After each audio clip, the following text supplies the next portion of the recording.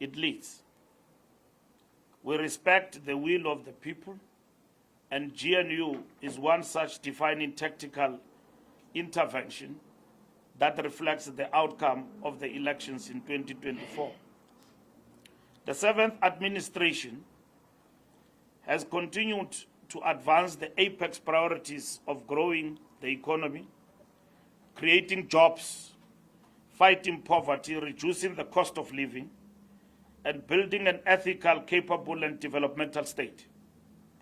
Important strides have been made in implementing programs aimed at waging the war on poverty and providing meaningful relief to the daily lives of South Africans.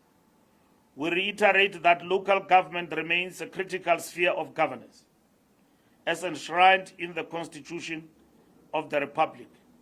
In this regard, the ANC welcomes the recent changes in local government leadership in some of our provinces.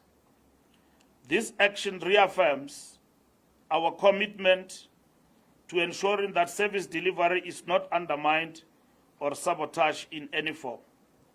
We call on all councillors to desist from acting outside the collective decisions of the ANC, which are aimed at strengthening stability in municipalities and transforming the lives of our people. Flowing from these apex priorities, the ANC is working tirelessly to ensure that service delivery is accelerated and strengthened across all levels of the state. We acknowledge the progressive developments in key metros, including eThekwini, the positive offshoots in the city of Johannesburg, and the commendable work being undertaken in Tshwane. These gains demonstrate that where there is discipline, accountability, and collective leadership, our people experience real and tangible improvements in their daily lives. In preparation for the 2026 local elections, the ANC has empowered the Electoral Committee in line with the 54th and 55th conference resolutions to ensure that only ethical, capable, and people-centered cadres are nominated as candidates. The through the eye of the needle principles remain the yardstick. Leadership is not an entitlement but a revolutionary responsibility. Councillors and candidates must be visible, accountable, and rooted in their communities, leading with humility and competence. Only the Electoral Committee is mandated to communicate publicly on mandate and selection of candidates, ensuring coherence, integrity, and a revolutionary discipline. We wish to reiterate, to this extent, the ANC will convene a special National Executive Committee meeting next week to deal with matters related to local government, and that meeting will be characterized as a meeting to focus on ANC implementing intervention programs in the different municipalities throughout the country. To that extent, we will convene what we call roll call of all public representatives, post the meeting of the National Executive Committee to give marching orders on what the National Executive Committee will have adopted as a program for intervention in local municipalities. The meeting of the Special Executive Committee and the roll call will mean that the ANC will implement an action plan, consolidate its grip, and address the weaknesses that are there in local municipalities. The ANC reaffirms its commitment to the 2018 NEC Communications Protocol. The ANC speaks with one voice. The President is the policy face of the organization. The Secretary General is the chief spokesperson, and the national spokesperson is the official media line. public contradictions, unauthorized statements, and social media misconduct are acts of defiance, not freedom, and will attract consequences. Revolutionary discipline remains the lifeblood of our unity. And some among us, when they vulgarize this line of march, they say we suppress debate in the ANC. The ANC, 113th oldest liberation movement in the continent, prides itself of values of disciplined political dissent within its ranks. The ANC prides itself of revolutionary morality. The ANC prides itself of democratic centralism. And what does that mean? It means that once the highest structures have pronounced in between conferences, which is the National Executive Committee, those decisions stand and they must be defended by all, more especially those who serve in the structures that take those decisions. And we are very much encouraged and elated by the discipline our ground forces have maintained in this regard. Not that they don't have views or divergent views, but they've understood that the center holds.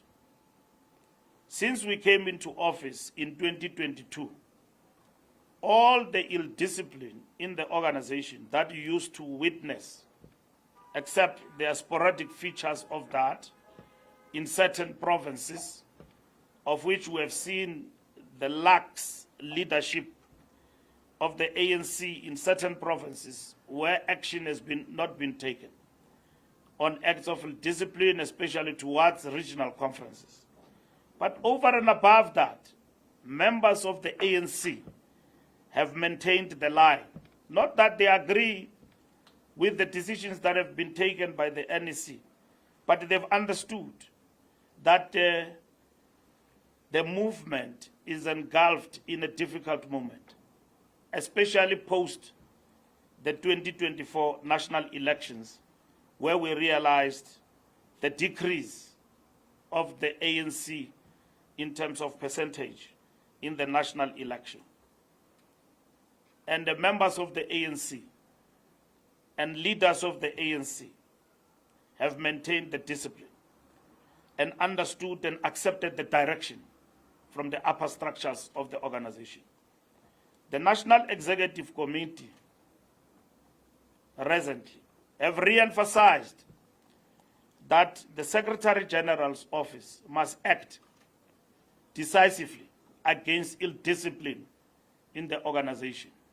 Ill discipline, if it is perpetuated at the national level, that's where we must start as an organization. Members of the organization have maintained discipline and have also voiced their divergent views in the different platforms where they can. That is why we will engage with members of the organization in the biggest political school towards the General Council on the discussions that shape the strategic way forward for the African National Congress towards the National General Council and beyond. The upcoming National General Council represents a midterm review anchored in the strategy and tactics document and inspired by the Freedom Charter. The NGC will confront the triple challenges of poverty, unemployment, and inequality, and propose bold steps for the fourth decade of freedom. The base document, rooted in resolutions of the 55th Conference, calls for societal renewal by putting people at the center of development, organizational renewal through catered development, political education, and ethical leadership, ideological renewal to restore the ANC's moral authority and reclaim trust, defining South Africa's future in progressive, people-centered terms. This discussion document will be launched this weekend in regional meetings and published in Umkhabulu, wider engagement in the structures of the organization. The ANC welcomes progress in African-led peace initiatives on the Russia-Ukraine conflict by our principles of non-alignment, peaceful resolution of disputes, and a progressive internationalism. We commend President Ramaphosa and the ANC subcommittee on international relations for advancing dialogue and positioning Africa as a force for peace. The ANC reaffirms that a lasting resolution requires global powers, including NATO and the EU, to place human dignity above external power struggles. South Africa, alongside fellow African nations, will continue to contribute to global peace and justice in line with ANC internationalist traditions. We take this moment to extend our deepest and most heartfelt condolences to the families, friends, and loved ones of all South Africans who have recently lost their lives, including Ambassador Mninwa Mahlangu, John Piper, Nomvula Rosalind Mabona, and Mama Nandi Nyembe. Their passing is a profound loss not only to their families, but also to the broader community. And we join the nation in mourning their lives while honoring the legacies they leave behind. Thank you. Thank you very much, SG, for that statement. And I'm going to quickly turn to you, colleagues, foreign engagement. I'll start here. SABC. Newsroom. Okay. Samkele Maseko from the SABC. Mr. Mbalula, Samkele Maseko from the SABC. Mr. Mbalula, two questions. First and foremost, on the issues pertaining to the national dialogue, the supposed perceived standoff that is there between former President Mbeki and President Ramaphosa, what would you attribute that particular seemingly standoff where it may be perceived as if the former president is undermining the current sitting head of state for him not to be part of a national dialogue that ultimately speaks about his administration and previous administrations? What would you recall? What characterized this particular standoff between these two gentlemen who are, one is an ex-official member of the ANC and one is an ANC member currently? Your national chairperson, Freedom Mantashe, characterized it as someone who's failing to let go of the handle whilst he's no longer in power. Then secondly, on the regional conferences, what's the update on the report of the team that was set up to investigate the regional conferences that took place in Limpopo? What is the status of that report? Have you finalized it? What is the verdict on that particular report? Then lastly, on the issues pertaining to the geopolitics, particularly around President Ramaphosa, the United States, Russia, Ukraine, what was the discussions centralized around with President Vladimir Putin and the EU leaders that President Ramaphosa spoke to last week after getting that report back from President Putin? Thank you. Thank you very much. Yeah, let's take it to Newsroom. Zinukon Mhlaba from Newsroom Africa. SG, what's your response to public critics made by some members of society and indirectly made by some ANC senior leaders regarding the fact that or accusing President Ramaphosa of not having capacity to provide leadership to the country under the current circumstances the country is faced with? And secondly, we've had some leaders of the ANC making public statements, describing a very bad picture picture of the ANC saying that it's in a dire state, and I want to know, are there any steps which have been taken against the likes of Service of its or internally within the organization? Thank you. I will then go to UFL.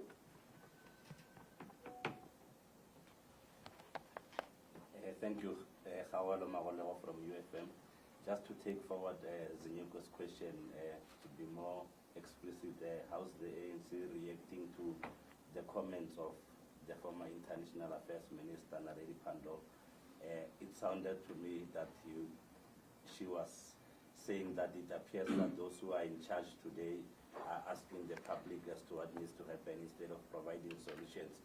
And on the dialogue, SG, what is your assessment of what happened, especially with the convention itself?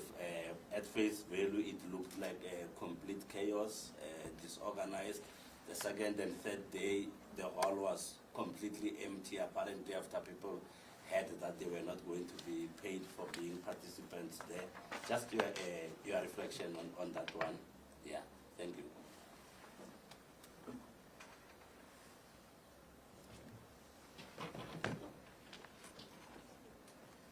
Well, thank you very much, Secretary General. My name is Lunga. I'm from the Marin Guardian. You spoke now, Secretary General, that you're denouncing what the polls are saying. Would you maybe take us to a point where you can then tell us to say what are the internal polls of the ANC saying?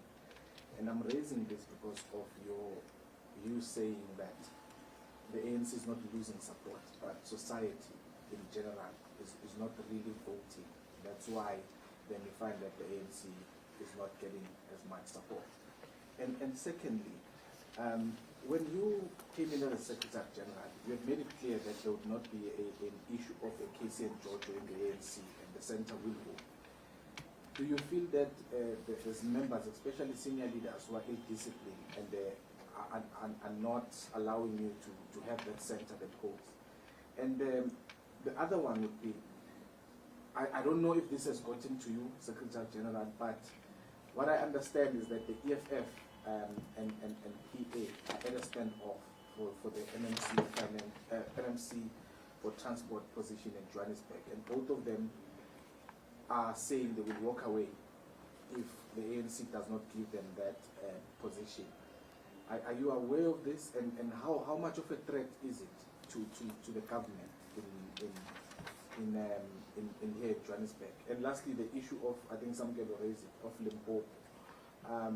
What I heard, or the letter that I saw, that there would not be any conferences that would convene without them getting a go-ahead from you. So what I want to know, with the three that have taken place, especially the Polokwane one, I think Vembe, I'm not sure, not sure the other one, the third one, which all of them have disputes. How far is that report to say, do you allow members to go and challenge it in court, or are you going to then say, okay, let's have the rerun of the conference? Thank you. Thank you very much. Will I take it to? Yeah. Not to. I'll take it back to with your sorry, SG, UFM again. A follow-up question.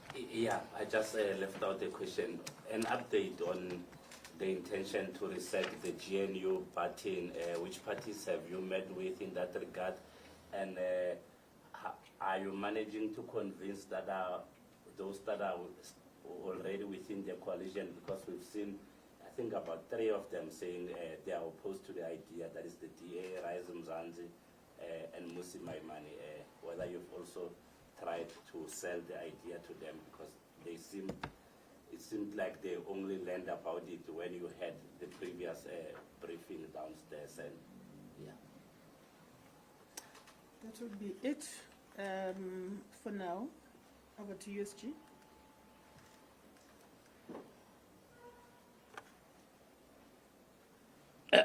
No, thank you very much for the questions. SABC National Dialogue and the standoff between President Mbeki and President Ramaphosa, and the remarks that were made. First, as the ANC, we don't understand,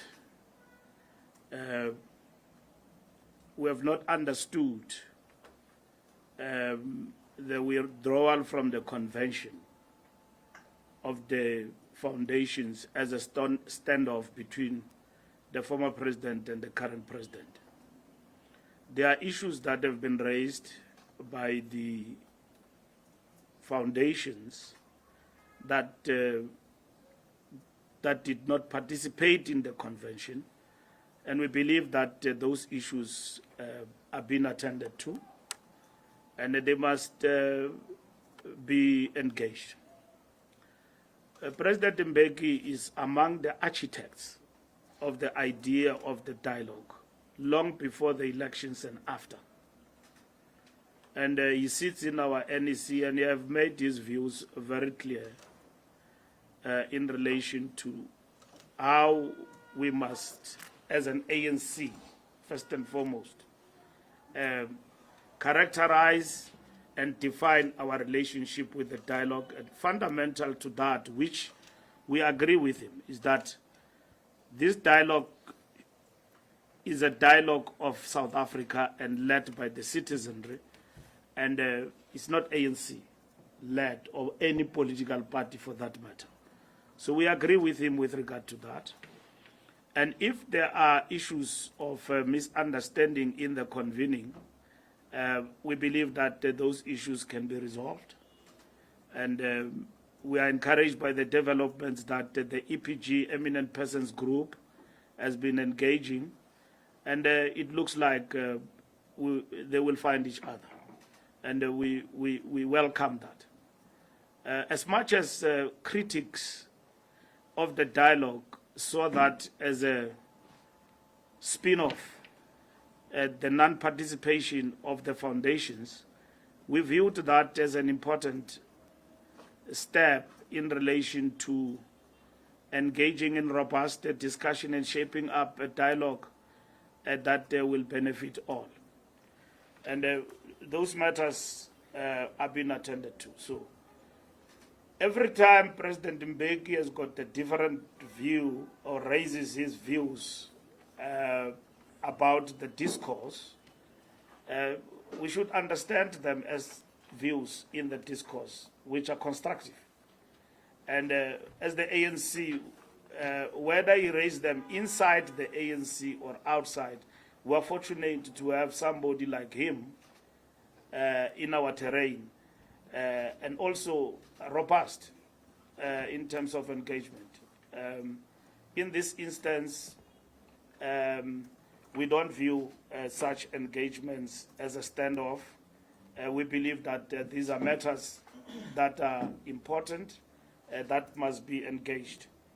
And we are encouraged by the fact that there is a light at the end of the tunnel, that those issues will be sorted out that have been raised. We established a task team for Limpopo to address, to understand the concerns that have been raised by members of the ANC in the regional conferences. And those conferences are three. It was Bembe, it was Mupani, and it was Peter Mgaba. So the task team was engaging with the issues that have been raised by members of the ANC. We do have checks and balances in the organization, and a conflict resolution mechanism that we have set in place, which are independent. So the task team will look into that, into those issues that members have raised. They will also look into the internal organizational processes that we have set in place with regard to what members of the ANC coming from those conferences have actually raised. But the conflict mechanism that is there, PDRC, NDRC, and DRCA have kicked in, have done their job, conferences have taken place. and the task team will look into what members have raised post the conference. But the conferences have set and have taken place, and they are not under review, unless the task team in its report says that there are fundamental issues and errors that require rerun. When we established the task team, we made it very clear that we are attending to the concerns that members have raised, and the task team will come back with the report. The task team has finalized its job, and it has presented, they will present their report to the Secretary General, of which the SG will present the report to the officials and the NWC. And thereafter, we will brief the structures of the outcome of that task team report. And that's what is going to happen. But the conferences went well, in a nutshell. Of course, there are issues that members of the ANC have raised in relation to that. So over and above our processes, we then had this task team to look at those matters. They will look at all of the issues that members have raised and give a report on the outcome and so on. Vladimir Putin, we defer to government, so we don't want to deal with matters that government is handling quite efficiently at the level of the president and Lamula as our Minister of DERCO. And I think those are matters of government leading in relation to our foreign policy. We are encouraged by the fact that, as the ANC, non-interference, support peaceful coexistence among nations, which is the policy that our government is actually advancing in terms of engaging with this situation. That's what we support in this regard. And we think that, which is what we have reflected in our statement, that the President and our government is doing a great and a very important work in relation to the Russia-Ukraine conflict. So as for what Vladimir Putin, President Putin, is saying in terms of his engagement with EU leaders and President Ramaphosa, I think Vincent Magwanya and government can respond to that. I'm not their spokesperson. I can only relate to the matter if ever it veers from our beliefs as the ANC in relation to matters of international relations. Newsroom, Ramaphosa failing to provide leadership. You must always analyze the quarters of people who say the president is failing to provide leadership. First and immediate will be our strategic opponents. Now, when you are an opponent, it's very easy to criticize. Your role is opposition. You are not in the inside where things are happening. It's understandable. It's most welcome. And then secondly, you've got the national debate and the national discourse, plurality of ideas. Our society is robust in its very nature in terms of ideas and thinking. And so the attitude of us in relation to society broadly will be what is constructive that need to be observed, that comes from this plurality of ideas, divergent views about this criticism. Now, you listen to the criticism, sometimes you don't get as to what is this criticism from sections of our society about the president, which not all, even future president, even if the president may not come from the ANC, will not be loved by everyone. But let's look at what are the fundamentals. This country confronted, when Ramaphosa came in, economic meltdown, big corruption, projected even till today in the public discourse. And then whilst we're dealing with economic recession, global recession, and all of that that affected us, we then had to concur with COVID-19. Now, the question is, how did Ramaphosa's administration, when he came in, dealt with those issues?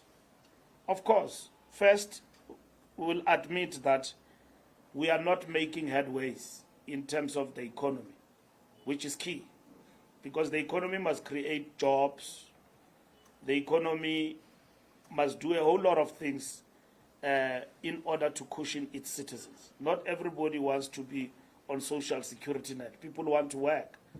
And then government has got to create these opportunities, working with everybody to create jobs. So we must admit that we've got to accelerate on the question of industrialization as part and parcel of our interventions in the economy. We agreed that must happen. And that agenda must be felt by everybody. We have seen industries disinvesting in our country and all of that at the moment when we thought they will actually come in numbers and invest in our economy. Will you say the president, the 7th administration is failing in that? They are not doing anything about it? I think the critical question is to what extent our social compact, private sector, business and labor, is actually finding expression in the industries to create jobs for our people. And that is what government must roll up the sleeves, all hands on deck, to actually accelerate. What have we done with regard to the fight against corruption? We have done a lot. And an account has been given. You might not see people in red overalls, but billions and billions of rands have been recovered. Assets have been freezed of those who are implicated in corruption. Of course, South Africans want to see prominent kingpins implicated in corruption behind the bars. And that's one aspect that means strengthening of institutions of the state which have been eroded over time remains critical in terms of this work. NPA, the Hawks, and all of that need to be strengthened and supported in this fight against corruption. Criminal elements who are implicated in corruption and all of that are sophisticated. You can't have a state that does not have a capacity to bring them to book. And that is why in the reshaping of institutions that have been eroded over time, bringing back scorpions not in name have actually been effected by government. COVID-19, we have always said that the effects of that will see them in the long term, and we are grappling with that. If you go to Sandton now, and then you look at the shops there that they've closed down, just in Sandton, if you walk around there, since COVID-19, they've not come back. And the biggest hotel, Michelangelo, and all of that, is still closed. It's since closed since COVID-19. So we've said that the ripple effect of that, we'll see it in the long term. But there are positive spin-offs that we see in terms of the economy, in terms of the social compact, that are going to bring back these industries and ensure that there is boom again in the economy. Unless we are able to answer that question and answer it convincingly, otherwise everything else will just become a paper, a resolution. So we need to address that, and government and the president leading from the front are focused on that particular point. Building social cohesion in society and all of that, that program continues in our country under the leadership of the president and the 7th administration. And of course, we are now in the 7th administration under a government of national unity. And we need to address all the challenges, understanding very well that we are not alone in government. We are with others, with divergent and different views in government from what we're pursuing and what we are pursuing as the African National Congress. Coming to the question, and the leadership of the president and of government will always be under scrutiny at all times. It will not only end with one answer in terms of the leadership of the president. It will always be under scrutiny in terms of the good work that government does going forward, and that will reflect on the president and so on. So that work is continuing, whether good or bad, but the scrutiny of leadership of the country, that will always be done.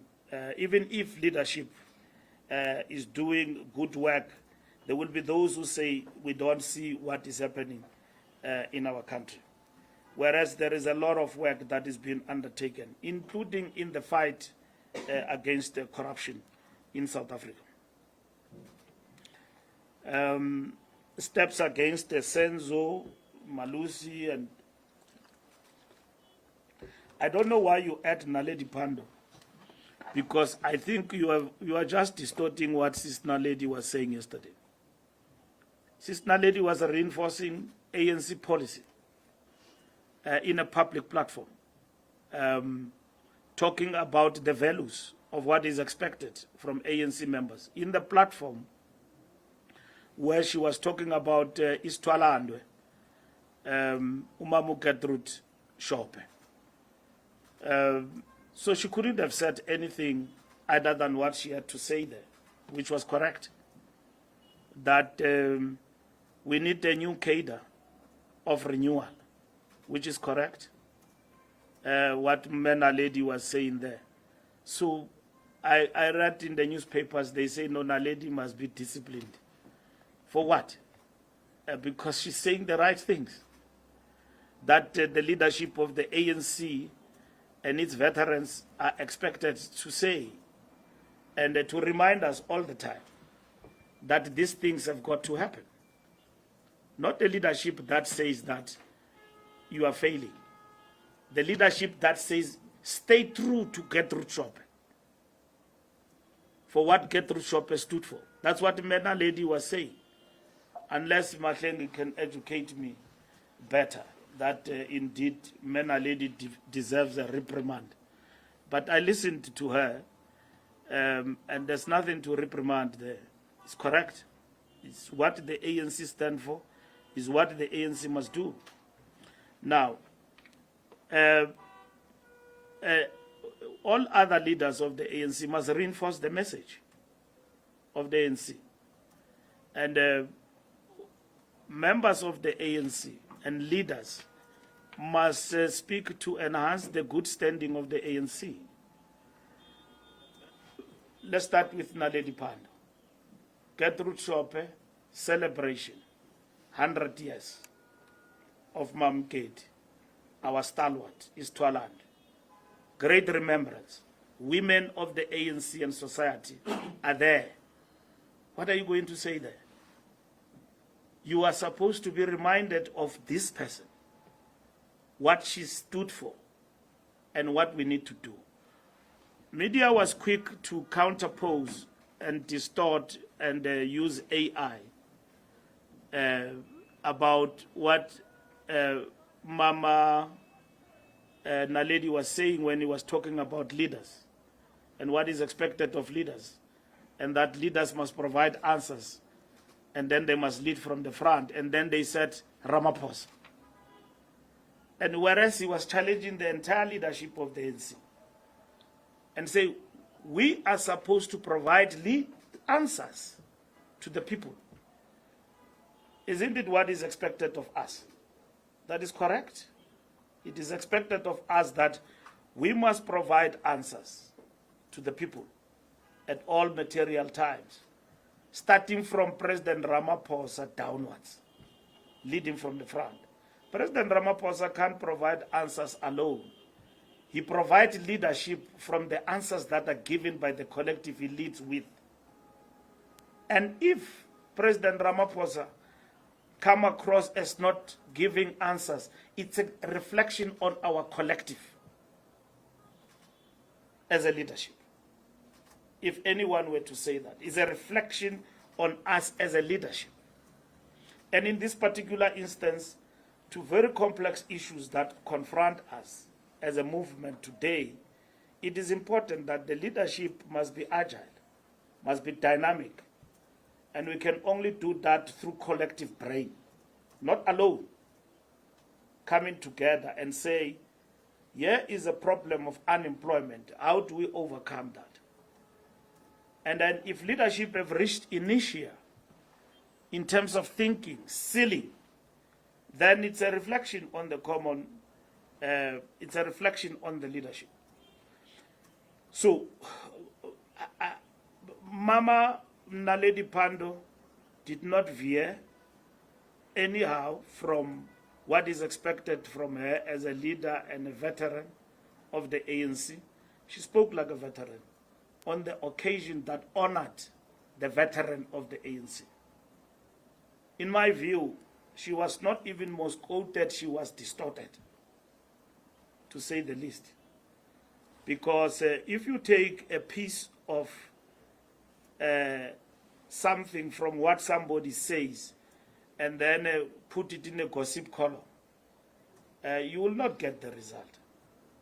Look at it in its totality and the context of what this person was saying. I've listened to her. She said all the right things of what needs to be done. She was not critical of the ANC. She was in fact articulating the renewal project of the ANC.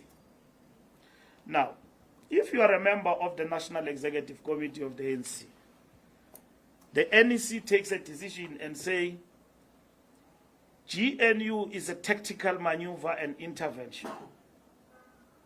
NEC, you are a member. And then the media says, you said this GNU you did not agree with. You don't want it.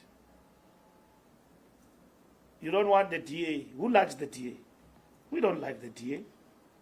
We don't like the GNU.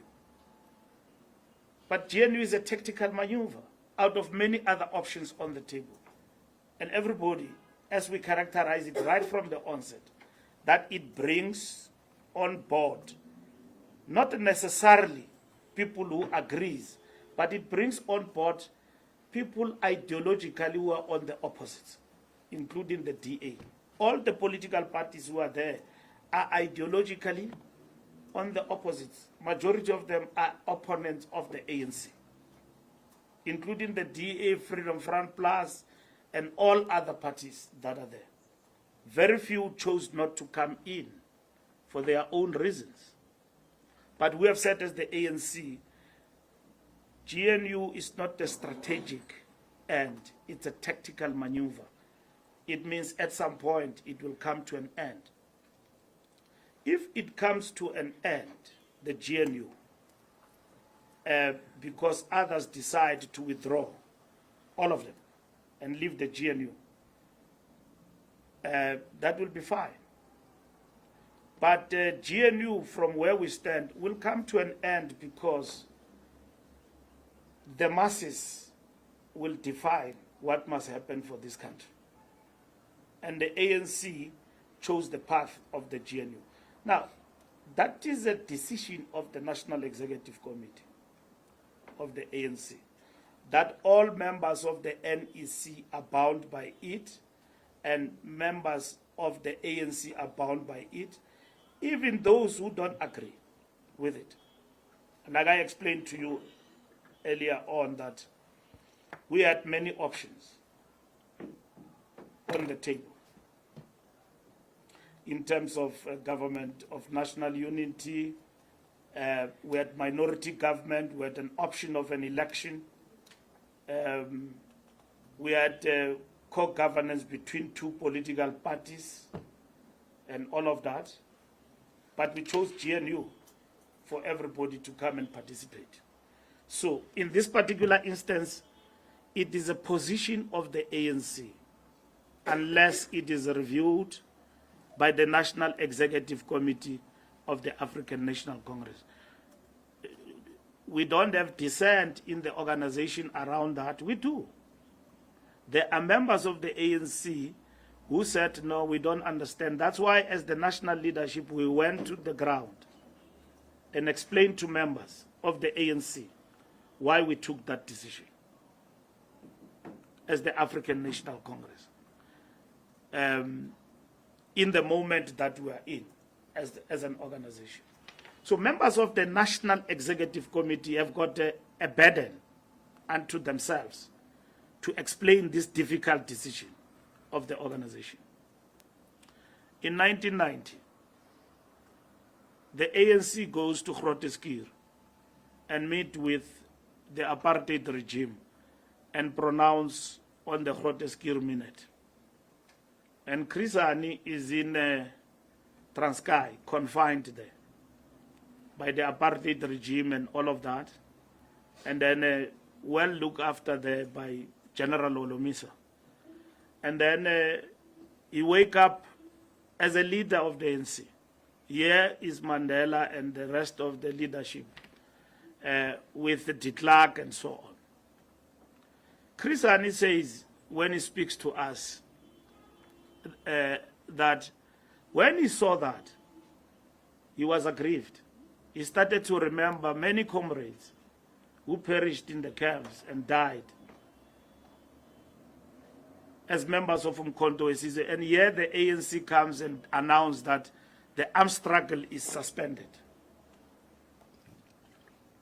It was even before the Grooteskier Minute, I think. And then here the ANC leadership announces that the armed struggle is suspended. But Chris Hani says, as a disciplined member of the ANC, I had to abide by the decision that I was uncomfortable with.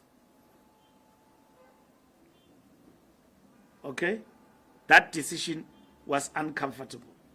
Chris Hani says that the Chief of Staff of Umkhonto weSizwe, a member of the National Executive Committee of the ANC, the General Secretary of the South African Communist Party. Now, the ANC arrives at the elections in 2024 and then achieves 40%. How do you govern with 40%? Are you going to reset the button, start the elections, and do all of those things? The organization says, no, we don't go for Grand Coalition, we go for GNU, which must actually take us over the line and defend the National Democratic Revolution. Now, leave the title. Let's look at the GNU and the NDR today. Has the NDR been suffocated by GNU? To a certain extent, yes. It has suffered a setback because we can no longer take decisions that we wanted to take to accelerate transformation on our own. Even passing the budget, you could see. Whether you like it or not, you can't pass it on your own. It has to happen with others, the greater participation of others. But the ANC has been able to do things that affirm the National Democratic Revolution. Somebody writes on social media and say, I don't understand how this becomes a sellout position when this government have implemented NHI, have implemented Bella Bill, and is going on, and then expropriation. Why we are hated today by sections of our society, and if you look at those sections, are people who are anti-transformation. And under the government of national unity, the ANC with its 40% have held on to the acceleration of transformation. which we call the National Democratic Revolution in South Africa. So where is the sellout position there? Let's not debate what is black or white in the GNU in terms of what is the DA and everybody else. Let's debate where are we failing to advance the NDR. Of course, we've got constraints, and we must fight back from this 40% going forward. So I'm saying to you, there's no discipline. There's nobody who's been disciplined. People have been reminded and have been reprimanded. There's no discipline. If we take a person to a discipline, is when we take somebody and then charge that somebody. The National Executive Committee have said that those who cross the line undermine the cohesion of our organization, deliberately so. We must quickly confront them by all means. We must draw the line, and that's what we have done. And that's why we have reminded NEC members that you are going astray. They are not being disciplined. But should you continue, we've got no option. We'll have to take you to the DC. That does not mean that people cannot go to your podcasts, cannot go anywhere and be interviewed and all of that, but stay online in terms of the decisions of the organization. You cannot become an independent member of the NEC or an independent member of the National Executive Committee.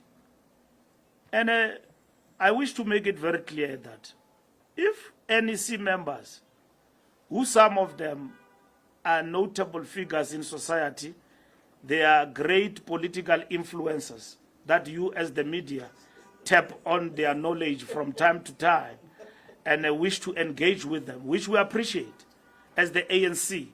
Nobody's debarred from engaging.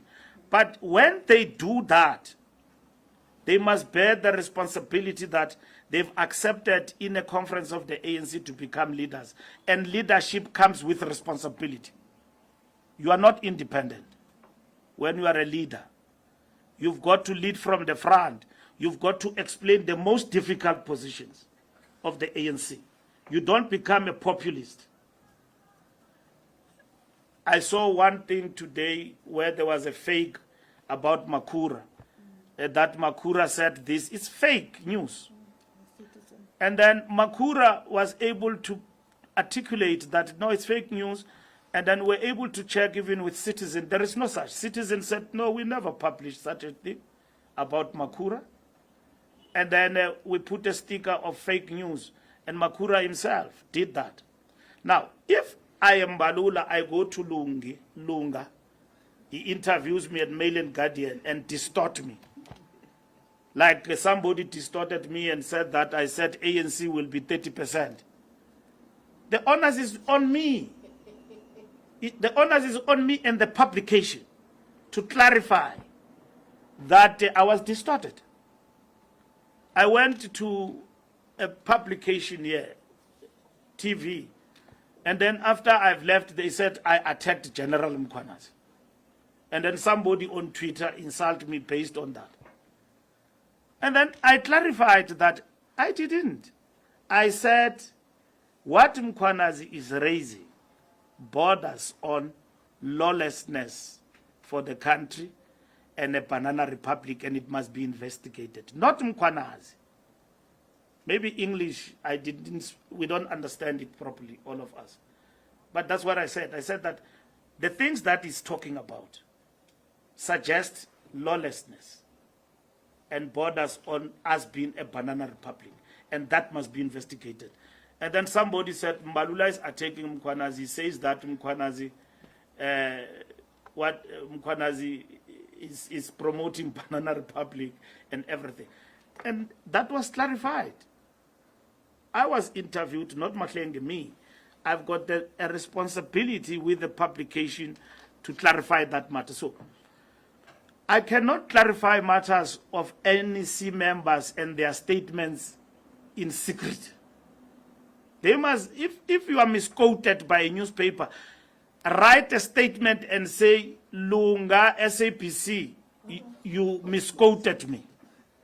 And that is why I am defending Naledi Pando here today, because she said all the right things on behalf of the ANC. As a veteran, I'm very proud about what she said.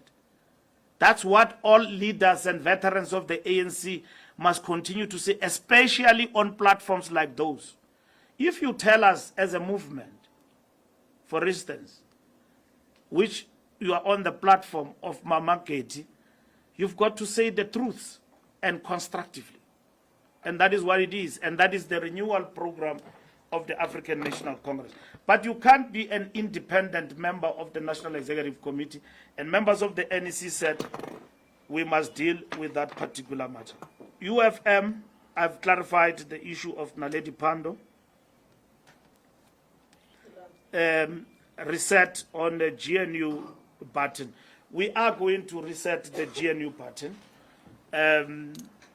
We are mandated by the NEC to do that. We are going to engage with our partners in the GNU about resetting the button.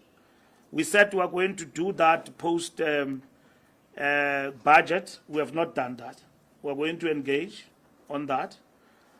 We've got to revisit the statement of intent and a whole lot of other issues. So in the next 2 weeks, we are going to be engaged in intense discussions. We don't have a GNU with one party. You can have ANC and maybe followed by DA and others, but we've got a GNU of 10 political parties. And that's where we are going. And then we will also engage with those who are not part of the GNU. And that's what is important for us. But resetting the button means talking to everyone. Mail and Guardian, polls. We are not arguing with polls. But if, as newspapers, you take a DA poll and then you call it a DA poll, and then you say the DA says no, Paul says this, and I saw Helen Zille was saying that that is inaccurate. That's what we are attacking, not polls. And we simply define the fact that other polls, we know where they are embedded. They are not as innocent as they are. You know, they come from different think tanks. It's like going to university, you are taught by a professor who believes in neoliberalism, or a lecturer who believes in neoliberalism and all of that. You will not be in a position to dissect that this is neoliberalism. You may get degrees and all of that and so on, but what we have been taught is neoliberalism. And you need to acquire knowledge and skills in order to be in a position to say, but I hold a different ideological perspective from this. I don't believe the world will realize equitability through this ideology. Okay? We differ from there. Others are left, others are right-wing, and all of that. But, so, what we are able to dissect is that we've got the tools of analysis that enable us to see what is neoliberal, what is left, and all of that. And me, I subscribe to this. And some of these policies and ideologies have failed elsewhere. And in this particular instance, we had to go back and reset the pattern to say what is the best going forward. Even countries have evolved, and so on and so on. So we need to understand that polls, Lunga, are not as innocent as they come. But as the ANC, we reiterate the fact that we don't argue with polls. And what we are challenging is the DA poll that seeks to affirm themselves and promoted by the media as holier than thou. It's quite interesting that you wake up on a Sunday, a DA poll is in the front page of a newspaper. and then it says that the ANC will get 30%, and it comes from a particular stable. Isn't that interesting? At least try to be clever. Don't be so blunt. You know, a reputable newspaper promoting a political party poll and say to society, ANC will get 30%. What's that? Where is your non-partisanship? Anisakwazi nozibamba. Siyayazi anisifuni. You want us to go down. But the fact of the matter is that you are now becoming blunt and you are frustrated, actually, that this ANC is still around. Okay? We will fight for our position. It's not a given that the ANC will stay at 40%, it will not go down, or and all of that. We know as the ANC, it's not a given. We've got to work for our people and harder. And that is why we are even hard on ourselves, even about our own behavior. By our cadres who are going wayward, we are harder because we've got to come back. And that's why when others want to entertain things like leadership issues, we are harder on them, even on ourselves, because we know that we have been lured into a route that will actually put us on another level, not to focus on what we are facing with. There are people who don't see that the ANC is in a difficult moment, including some of, and others are doing it deliberately. They are right inside the ANC, and they are doing it deliberately, and we are not going to allow that, at least as this leadership.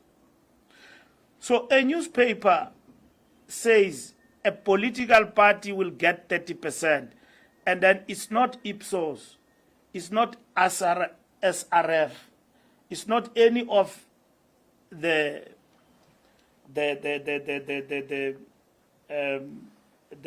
research institutions out there. It's a political party. So will you, if I give you a poll, Lunga, you ask me, what does the ANC poll? We are starting from September. We'll be polling. Will you take my polling and put it on the front page of Mail and Guardian and say the DA is polling at 10%? Is going down, so says the ANC polling. You wouldn't do that. You are not going to do it. So all what you are doing in simpler terms, you are promoting DA. And then using your newspapers. Because ideologically, in your newsrooms, you have already taken a stand as to where do you stand. And that's why, and it was Nogus Bamba, senizikhupha nje lezinto manje in your name, and then it's just, I won't mention newspaper's name, it's a newspaper name, and then you just put it there, and then it's credible in the eyes of the voters that the ANC is going down. So says who? DA polling. It's not only unfair, but it's incorrect for the media to be partisan like that. So we don't argue with institutions of research. We don't. We were told by Ipsos that we are going to lose metros. And then we kept on saying that, no, they are telling a lie. And indeed, we lost metros. So we are not in the business of arguing with research. We analyze the research ourselves, actually weekly. This Monday, every time we meet, we look at the research and the polling across and all of that. We've got no gripe with research. We look at it, and then we look at it against our own research. And that is why we are able to do certain things, because research of the ANC tell us a particular story, and that is it. All what we are raising here is the fact that let us not shape the narrative unless you have surrendered your independence to become partisan and become mouthpiece of certain political parties, unless you have surrendered. But from where we are still dealing with an independent press. That's what we are talking about, Lunga. Discipline. Look, the ANC discipline discipline is owned by its own by ANC members. We enforce it, but it's owned by its own members. And members of the ANC have conducted themselves very well, as opposed to where we were some time back.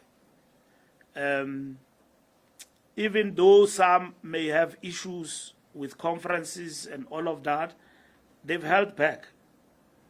They've acted with restraint and believed in leadership when it engages with them. Because the public image of the ANC has been affected by internal squabbles of the ANC. Research tells us that South Africans are tired of ANC infighting. And we have reduced on that. That people of the ANC go to a BGM and miss each other with chairs in the BGM. It gives us a wrong image. It happens in Polokwane, recently in a conference.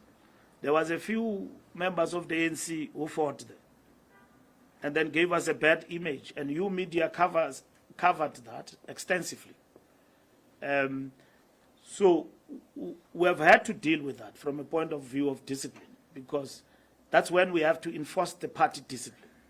But discipline, how we understand it, political discipline, is that a member of the ANC must embrace discipline. You must assimilate. It must be in you. You must know, like an ordinary folk who go to a church like ZCC or Zion, no? That you don't have to tell them about discipline. Magafaki spell it. It's a definition of discipline. You already know that this person will not do the following practices. The same as in the party like ours, the ANC. An ANC member, I was talking to somebody who's an ANC member, who marched in front of council offices and insulted ANC councillors who are his comrades, and a horrible, horrible swearing, right? And then you expect, and wearing an ANC t-shirt. And there was another one who was having a lot of money with our t-shirt and then dancing like this. And then when I asked him, what are you doing? He said, no, he got the money from the casino. He was just having fun. I said, but an ANC member with the t-shirt, and that t-shirt went viral. I mean, that video of an ANC member with a t-shirt and a lot of money, you know, almost like these chaps, bama-taxi, abajayiva ngemali. And bayayisebenzela bona ke imali yabo because bayithole ema-taxi. Yena siyazi uthi uyithole emshinini we-casino and all of that. So that's the image of the ANC. So the province, the region, the branch have had to prevail on that member and discipline him.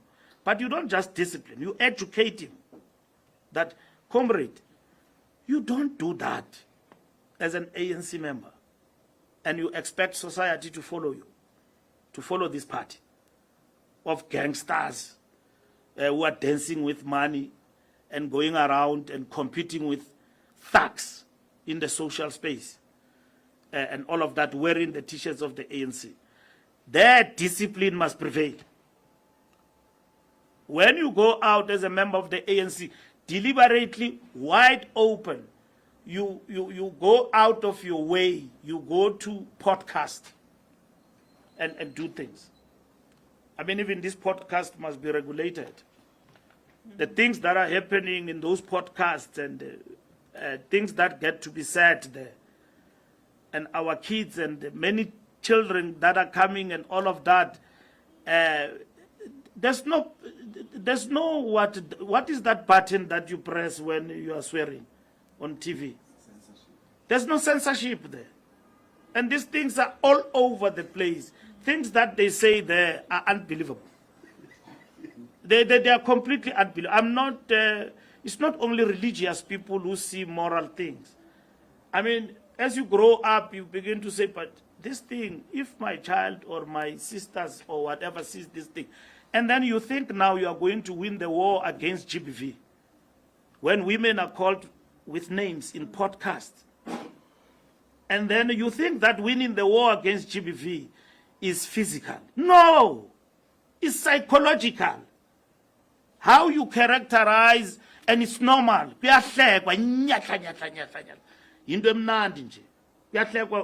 have been denigrated, sexual objects. You think it goes into the mentality of others that this is how you must treat a woman.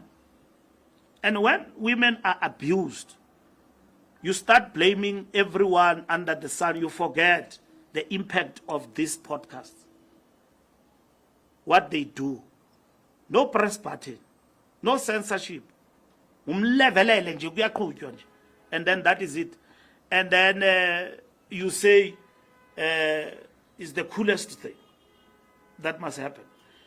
Any society that does not have limits, will never grow. We will become any into tomorrow. You know, these things, we must look at them beyond ANC, DA, EFF. Look at them as South Africa. This is what this dialogue should be about. Those are the things we must talk about. Is it correct that sibene podcast a guy wakes up people and his boyfriend, they talk about izinto nje ungasokwazi ukuthetha ngazo esidlangalaleni. There's no press button. You go to WhatsApp, you go to social media, these things are there. They are playing themselves out and all of that. Now, is this the society we want? I don't think so. Look, the PA and EFF standoff. Our comrades in Gauteng have been engaging with this. We are going to engage as well with a replacement to Kenny. Why then there should be a fight about who replaces Kenny in the position of transport? We must settle that issue among ourselves as partners in Johannesburg. EFF, ANC, PA, and everybody, we need to talk among ourselves around that and sort it out, because it's an unnecessary fight. If somebody lives in a government where you have agreed that we're going to form a coalition among ourselves, and a certain minister leaves and all of that, the agreement is between the mayor and the coalition partners that we will replace you with this person, because the resignation of Kenny as PA leader in Johannesburg was voluntarily. So PA will bring their person, and they will expect that the person they bring in will continue that portfolio. So this is not a winner takes all, it's a coalition government. So we must respect each other, especially as coalition partners. So that standoff is not understandable from far, but comrades have been engaging about that, Hope Papo and all of them. I've answered the Limpopo conference. I can see you are very interested in that conference and those conferences, but I've answered that question. Yes. Very interested. Yeah. Thank you very much, members of the media. Thank you. SG, we are adjourned at this point. Thank you. One-on-ones are available. I don't like when you walk out in my press conference. No, they're not police. And I'm going to reveal what I had outside. Between you and Lunga. Yeah. No. Yeah, Thank you very much. We're communists to the core. Yeah.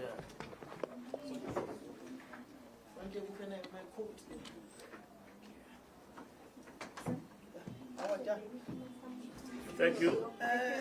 Siyabule. Yeah.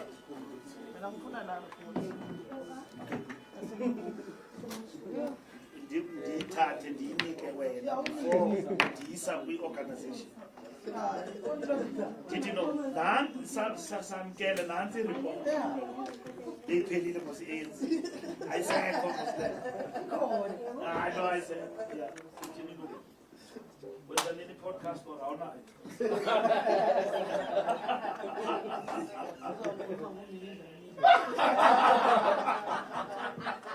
No, you know, I told you, leave it, I mean.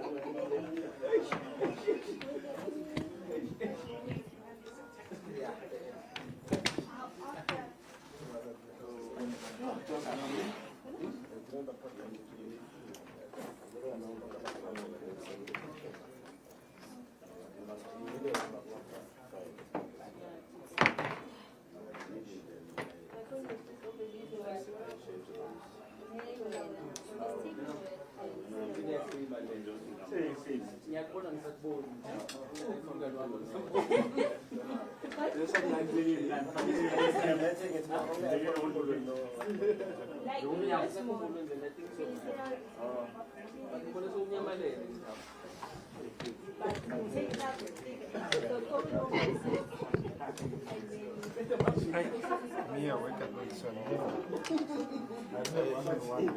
I hope what's I never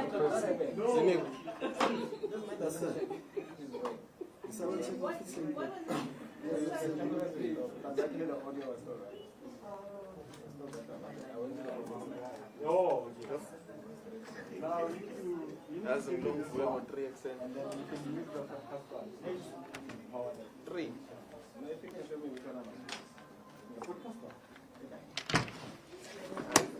Tom was catching up with me. There's another team which tomorrow. Yeah, cool. I'm doing a 5 foot club. Yeah, cool. And then the reporters are asking like 3 questions each. There should be one-on-one after him. No, I mean, what for? After he says so much.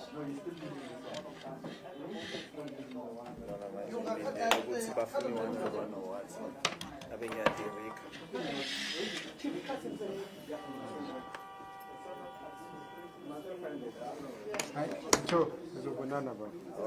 It's good to see you in the field again. Sure. Yeah. I'm sure it's bump each other. Yeah. Richard, your election. Your election. You. Emuza. Ukida mole simnike igama. Yeah, nosimlunguzela njwa. Yeah. He's a legend. He will go down in history. This man. I respect him. I respect